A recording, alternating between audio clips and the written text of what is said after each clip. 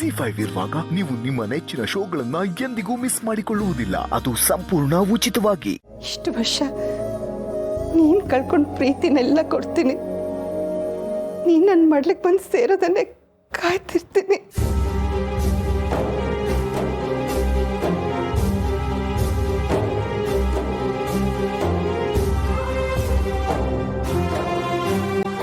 ನಮ್ಮ ಮಗಳು ನಮಗೆ ಸಿಕ್ಕಿದ್ಲಲ್ಲ, ಅದೇ ನಮಗೆ ದೊಡ್ಡ ಸಮಾಧಾನ ಆಯಿತು. ಅವಳು ನಮ್ಮನ್ನು ಯಾವತ್ತು ಅಮ್ಮ ಅಪ್ಪ ಅಂತ ಒಪ್ಕೋತಾಳೋ ಅಷ್ಟವರೆಗೂ ಕಾಯ್ತೀವಿ. ನಾನು ಬರ್ತೀನಿ.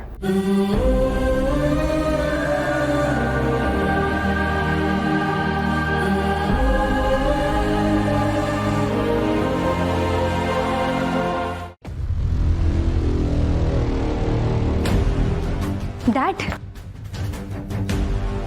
ಪರವಾಗಿಲ್ಲ ಡ್ಯಾಡ್, ನೀವು ನನಗಿಂತ ಚೆನ್ನಾಗಿ ಆ್ಯಕ್ಟ್ ಮಾಡ್ತೀರಾ. ನನಗೆ ಹೀರೋ ಆಗೋಕ್ಕೂ ಗೊತ್ತು, ವಿಲನ್ ಆಗೋಕ್ಕೂ ಗೊತ್ತು. ನನ್ನ ಪ್ರಕಾರ ನಿಮ್ಮ ಮನೆಯವರೆಲ್ಲ ನಂಬಿದ್ದಾರೆ.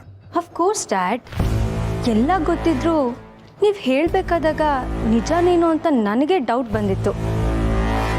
ಅಷ್ಟು ಚೆನ್ನಾಗಿ ಕತೆ ಕಟ್ಟಿದ್ರಿ, ಅಷ್ಟೇ ಚೆನ್ನಾಗಿ ಎಕ್ಸಿಕ್ಯೂಟಿವ್ ಮಾಡಿದ್ದೀರಾ.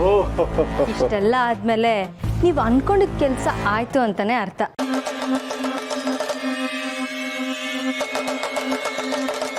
ಇಷ್ಟು ದಿನ ಪೂರ್ಣಿನ ನಾನು ಅಕ್ಕ ಅಂತ ಅಂದ್ಕೊಂಡಿದ್ದೆ, ಆದ್ರೆ ನಾನು ನಿಜವಾಗ್ಲೂ ಅಕ್ಕ ಅಂತ ಗೊತ್ತಾದ್ಮೇಲೆ ಎಷ್ಟು ಖುಷಿ ಆಯಿತು ಗೊತ್ತಾ ಡ್ಯಾಡ್.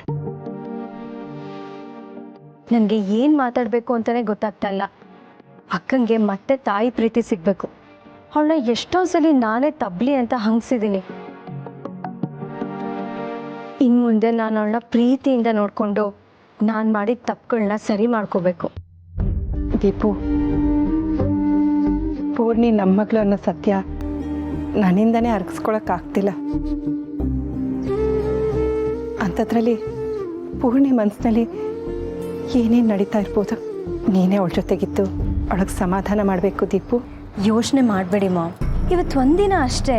ಅಕ್ಕನಿಗೂ ಕೂಲಾಗಿ ಕುತ್ಕೊಂಡು ಯೋಚನೆ ಮಾಡಿದ್ರೆ ಅವಳಿಗೆಲ್ಲ ರಿಯಲೈಸ್ ಆಗುತ್ತೆ. ನೀವು ಮತ್ತೆ ನಾಳೆ ಬನ್ನಿ, ಅವಳ ಮನಸ್ಸಲ್ಲಿ ನೀವೇ ತಂದೆ ತಾಯಿ ಅನ್ನೋದು ಗಟ್ಟಿಯಾಗಿ ಕೂತಿರುತ್ತೆ. ಅಷ್ಟಾದರೆ ಸಾಕು. ಇಷ್ಟು ವರ್ಷ ಅವಳು ಪಟ್ಟಿರೋ ಕಷ್ಟಗಳೇ ಸಾಕು.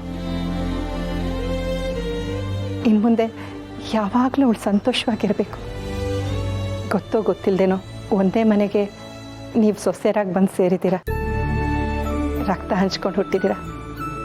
ಇನ್ನು ಮುಂದೆ ನೀವೊಬ್ರನ್ನೊಬ್ರು ಯಾವುದೇ ಕಾರಣಕ್ಕೂ ಬಿಟ್ಕೊಡ್ಬಾರ್ದು.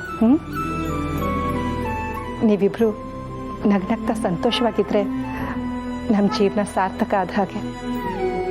ಅವರಿಬ್ಬರು ಖುಷಿಯಾಗಿರ್ತಾರೆ. ಒಂದೇ ತಾಯಿ ಹೊಟ್ಟೆಯಲ್ಲಿ ಹುಟ್ಟಿದ್ದಾರೆ, ಒಂದೇ ಮನೆಗೆ ಸೊಸೆಂದರಾಗಿ ಬಂದಿದ್ದಾರೆ. ಇದಕ್ಕಿಂತ ಅದೃಷ್ಟ ಇನ್ನೇನಿದೆ? ನೀನು ಏನು ಯೋಚನೆ ಮಾಡಬೇಡ, ನಡಿ ಹೋಗೋಣ. ಸರಿ, ಬರ್ತಿದ್ದೀಕು. ಬಾಯ್.